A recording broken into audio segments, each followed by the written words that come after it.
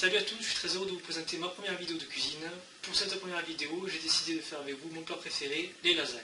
Pour faire cette recette, nous aurons besoin d'un mélange de 300 g de viande hachée et 150 g de chair à saucisse, un gros oignon, 6 gousses d'ail, des pâtes à lasagne, 700 g de purée de tomates, 200 g de gruyère râpée, 2 boules de mozzarella, 2 cuillères à soupe d'huile d'olive, sel et poivre. Nous allons donc commencer par le découpage de l'oignon, suivi des gousses d'ail. Donc pour le découpage de l'oignon, il suffit d'abord de découper le haut, de faire une petite entaille sur le côté, de découper le bas,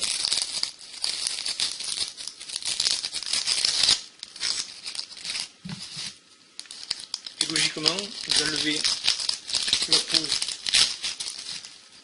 la première voire la deuxième, pour que ce soit plus facile, plus rapide et plus sûr.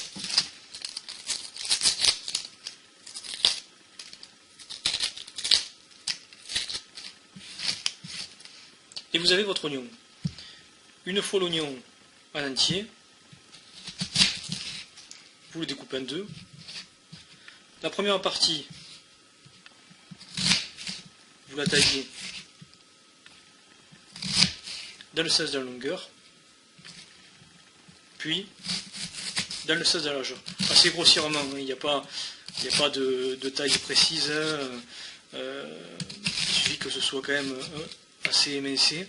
Ensuite, une fois arrivé au bout, pour éviter de se tailler les doigts, on le retourne et on le redécoupe en deux. Alors, petite précision, pour éviter d'avoir les yeux irrités donc, par l'oignon, vous pouvez tout d'abord tremper votre couteau sous un filet d'eau, et ce qui fait que ça évitera que vous ayez les yeux irrités et que vous ayez au bout d'un moment la larme à l'œil. Donc pour le second, on fait la même chose. On découpe dans le sens de la longueur, puis dans le sens de la largeur. Au bout pareil, on redécoupe. Voilà. Cet oignon, on peut dès maintenant commencer à le mettre déjà dans la poêle. Et ensuite on peut prendre les gousses d'ail et de la même façon, avec l'ail, effectuer un découpage rapide. D'abord, on enlève d'abord le haut. Ensuite, le bas. Et on obtient donc la gousse d'ail qu'on découpe en deux. Un coup dans le sens de la longueur et ensuite dans le sens de la largeur. Pareil pour l'autre côté. Idem pour les autres donc.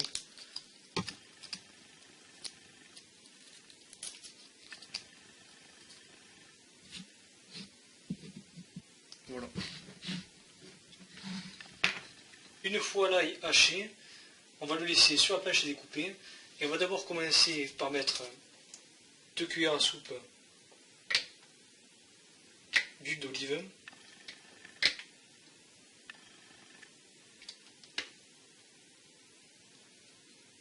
Après, je dis 2 cuillères à soupe, on peut en rajouter légèrement, ou on peut en mettre un peu moins, pour ceux qui veulent que ce soit moins gras. Ceci dit, l'huile d'olive va graisser un petit peu la poêle, mais également va donner aussi un petit peu de goût. Je commence quasiment toute la cuisson des oignons en premier. C'est un aliment qui est plus ferme, qui met plus de temps à cuire. Là, je commence d'abord par celui-là, et ensuite j'enchaîne avec les autres. Quand on est à l'oignon qui commence à crépiter, il faut commencer à remuer, pour éviter que le fond approche. Je vais baisser un peu les feux.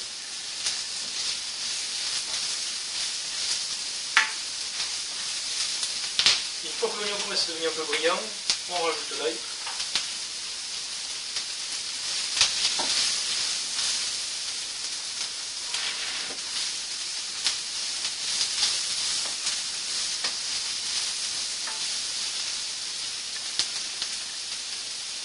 Et on rebaisse un peu.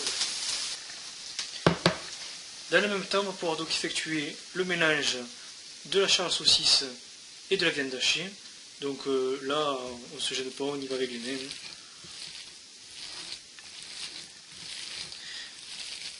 Donc je fais ce mélange de chair à saucisse et de viande hachée. Donc la viande hachée, c'est le classique des lasagnes.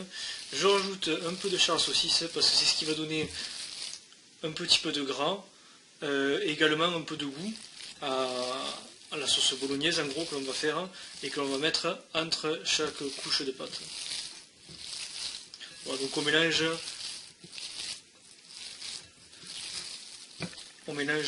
grossièrement, voilà, pour avoir un mélange quand même qui soit assez homogène. Une fois le mélange effectué, on va l'incorporer à notre poêle avec l'ail et l'oignon.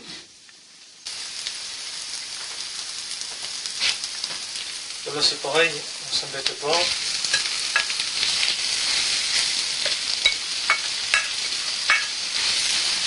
On ajoute le mélange.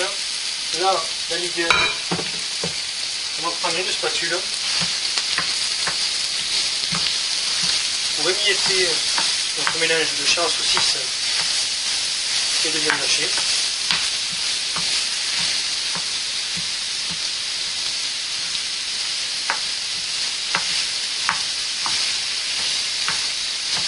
Là on voit déjà que l'oignon a commencé à prendre un peu de couleur, l'ail également. On a le temps où on a fait le mélange, on a pétri le mélange viande hachée et chair à saucisse.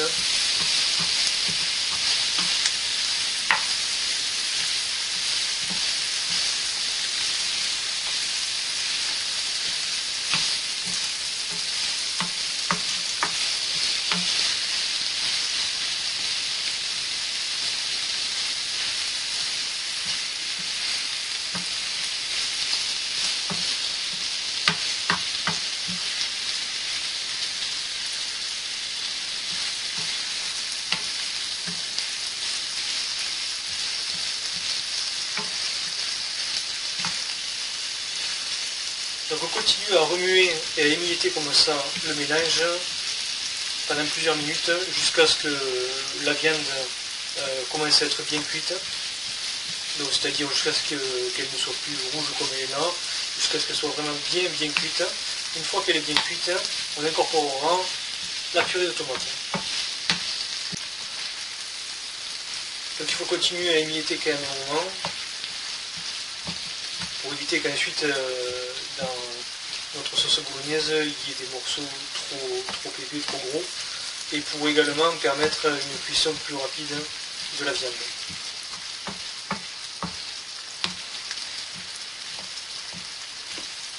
Vous pouvez voir là que la viande hachée, le mélange viande hachée et chair à saucisse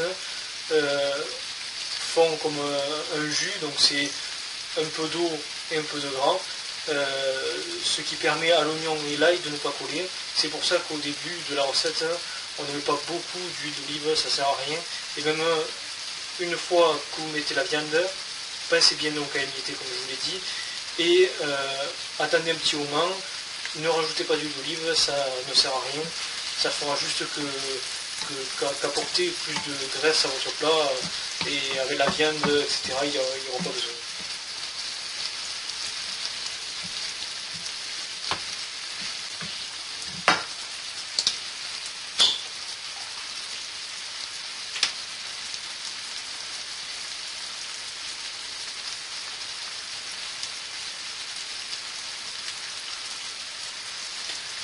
Donc maintenant, on peut voir que la viande a bien bruni, quand même, a bien cuit, qu'elle a rendu un petit peu de jus. Donc c'est maintenant le moment de rajouter les 700 g de purée de tomate.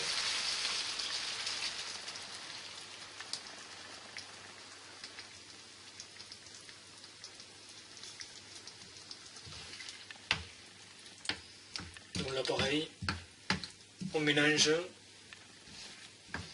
il y a quand même une certaine homogénéité.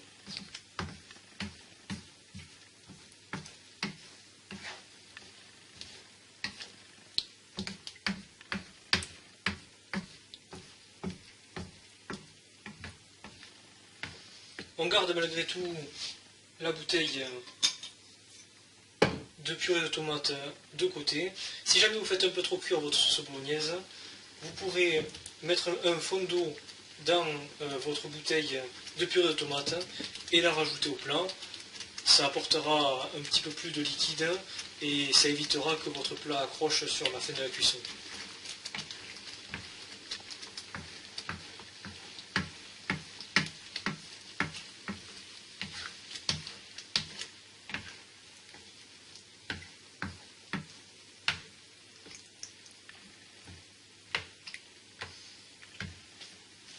Donc là, on s'aperçoit que la sauce bolognaise est en train de prendre forme.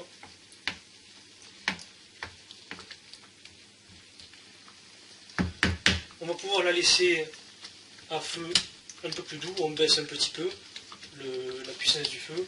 On va pouvoir laisser à feu doux pendant, on va dire, une trentaine de minutes, en couvrant bien entendu avec un couvercle, pour permettre à l'évaporation de rester dans le plat et pour éviter que donc, le plat ne sèche trop et que ça accroche au fond du plat. De temps en temps quand même, jetez un petit coup d'œil, toutes les 10 minutes on va dire environ. Avant de couvrir, il faudra donc ajouter la pincée de sel, un peu de poivre,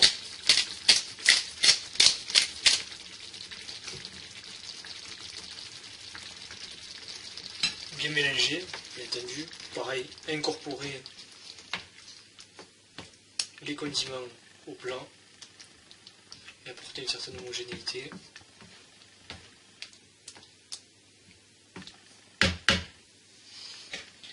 Et donc on va couvrir le plat pendant environ 30 minutes, à feu doux bien entendu, juste pour que ça mijote, que l'oignon, l'ail, la viande hachée, la chair à saucisse cuisent petit à petit. Et ensuite nous passerons à la dernière étape, au montage des lasagnes. Une fois les 30 minutes écoulées, on va pouvoir découvrir notre plat. Après 30 minutes, c'est pas une règle en soi, vous pouvez le laisser plus, vous pouvez le laisser un peu moins.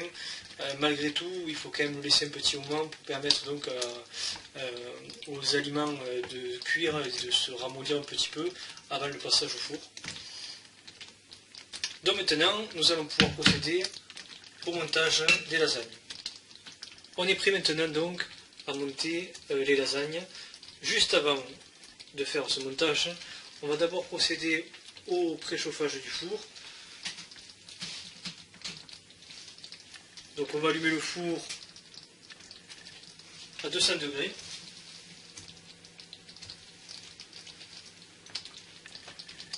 Pendant ce temps, le four chauffe, donc on a le temps de monter les lasagnes. Pour le montage des lasagnes, donc je prends un peu de sauce qu'il y a au-dessus du plat. Vous voyez, on enfonce à peine la cuillère, on prend un peu de sauce, on va prendre cette sauce, on va mettre au fond du plat, pour éviter tout simplement que les premières plaques de lasagne ne collent. Donc on étale bien.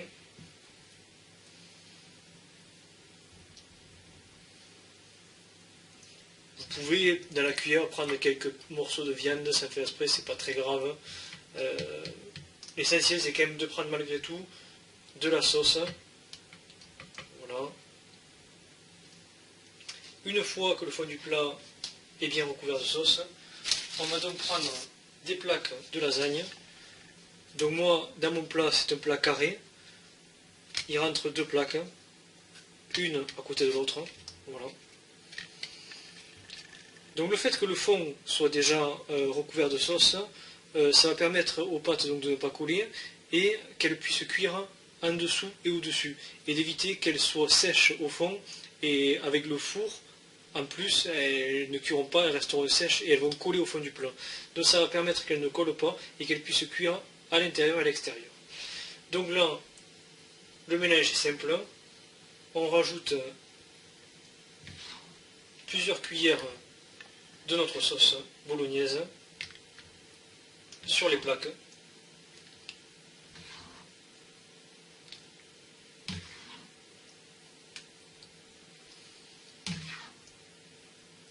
jusqu'à les recouvrir complètement.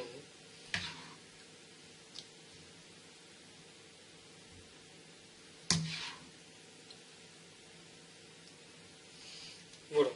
Une fois les plaques recouvertes, on va ajouter nos 100 g de gruyère râpée. Donc 100 g parce qu'on avait 200 g à la base.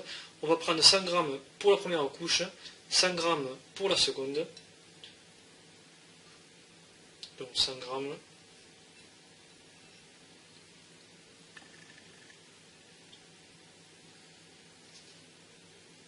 Environ, bien entendu, hein, on n'a pas une balance dans la tête non plus, donc on met à peu près la moitié. Et on recouvre avec 2 plaques.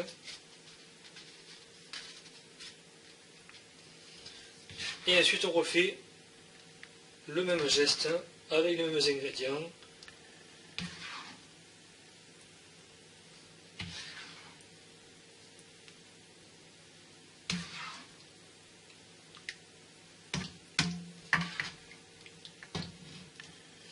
Alors je vais faire exprès de laisser un fond, vous pouvez voir, un fond de sauce. Je vais enlever toute la viande quand même. Je vais laisser un peu de sauce que je vais garder de côté. Donc j'étale bien la sauce bolognaise pour couvrir donc toutes les pâtes. Je vais mettre le reste du gruyère râpé.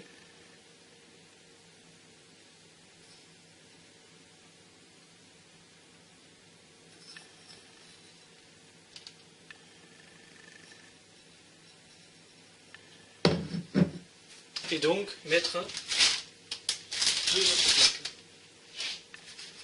Les 2 dernières. Donc en tout, pour les quantités que je vous ai données, il vous faudra normalement environ 6 plaques à lasagne. Donc là, pour le final, on va incorporer nos boules de mozzarella qu'on découpe dans le sens de la longueur.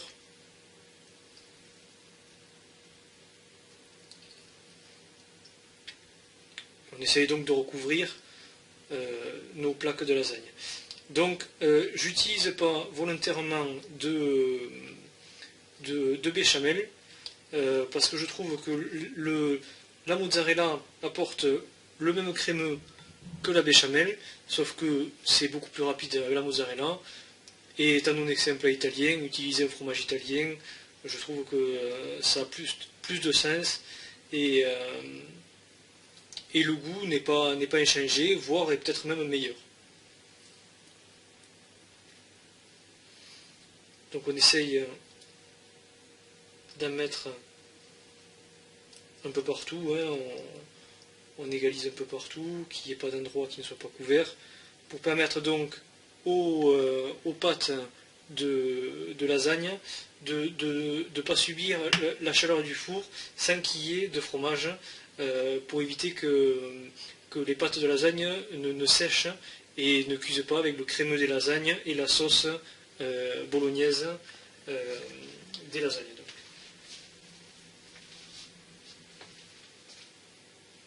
On va donc au final utiliser le reste du jus dont je vous avais parlé. Donc on voit que les boules de mozzarella sont bien réparties, mais malgré tout, je trouve que pour éviter que les plaques du dessus ne sèchent trop, il faut ajouter quelques cuillères comme ça par-dessus de sauce tomate.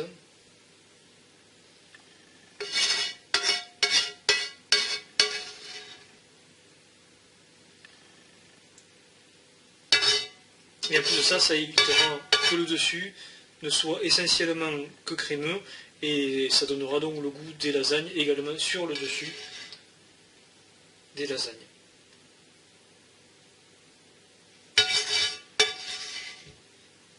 Tous les conseils que je vous donne, c'est après une affaire de goût.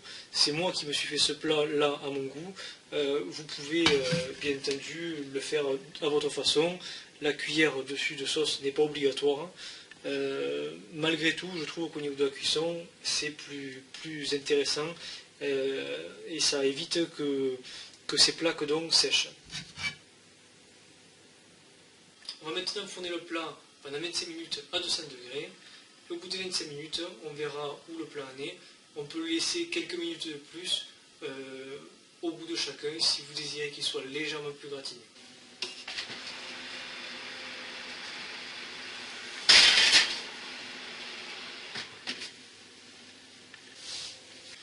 Nous voulons maintenant arriver au bout des 25 minutes. Donc on va vérifier que le plat soit cuit. Les lasagnes me paraissent cuites, le dessus est légèrement doré, on voit que le fromage a bien fondu, que les pâtes sont cuites. Il ne me reste plus maintenant qu'à vous souhaiter un bon appétit et à bientôt pour une prochaine vidéo. Salut!